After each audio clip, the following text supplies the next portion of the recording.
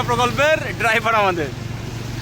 এই যে ড্রাইভার, এই মালটার একটা মেয়ে লাগবে, কেউ যদি থেকে থাকো তো যোগাযোগ করো, নাম্বার দিয়ে দেবো কমেন্ট বক্সে।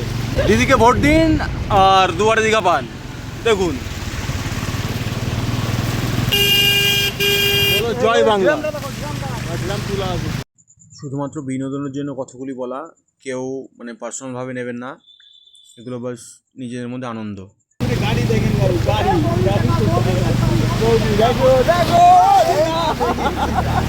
গাড়ি গ্রাম তুলা আছে পাড়া।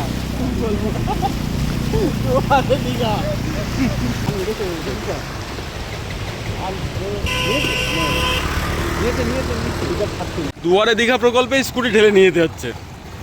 জল, এই জল, দীঘা ঢেউ, দীঘা ঢেউ।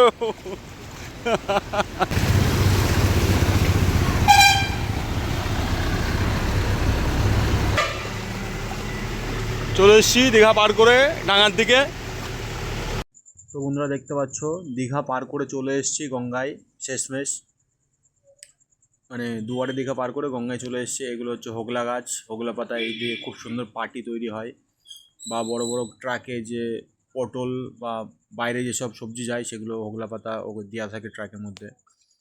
তো দেখতে পাচ্ছ অপূর্ব দৃশ্য গঙ্গার ঘাটে। গঙ্গার অনেক জল বেড়ে গেছে, ওই জন্য জল অনেক মানে জমির মধ্যে চলে এসছে। আমরা আছি নৌকায়, যাচ্ছি কল্লা চিংড়ি আনতে।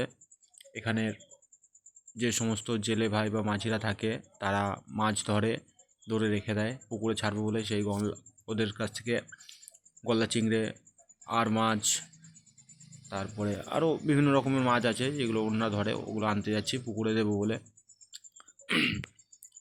তো ওনার সাথে একটু ঘুরেও বেড়ালাম, চলো একটু ঘুরিয়ে নিয়ে আসো আমাদেরকে। তাই গেলাম, আমি আর পার্থ ছিলাম আমার সাথে।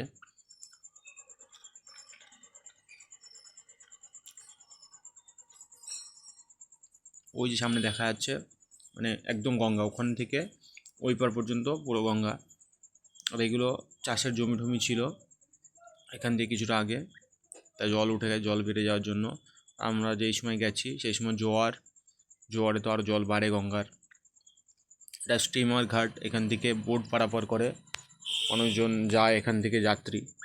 এটা হচ্ছে পার্থ, পিছনে বসে আছে আমাদের মাঝি ভাই বা দাদা, যিনি গলদা চিংড়ি ধরেছেন, আমাদেরকে দেবেন উনি, তাই নিয়ে যাচ্ছে সেই জায়গায়। তো দেখো বন্ধুরা কত সুন্দর দৃশ্য।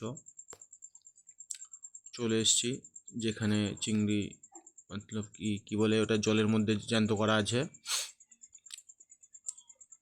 ওই দেখুন দূর থেকে গঙ্গার দিক থেকে একজন মাঝি আসছে নৌকা নিয়ে, উনি মাছ ধরে ফিরছেন। তো চলে এসছি, চিংড়ি ঢালছে, গলদা চিংড়ি দেখুন বন্ধুরা। তোমার ভিতরে আছে, হাতের ভিতরে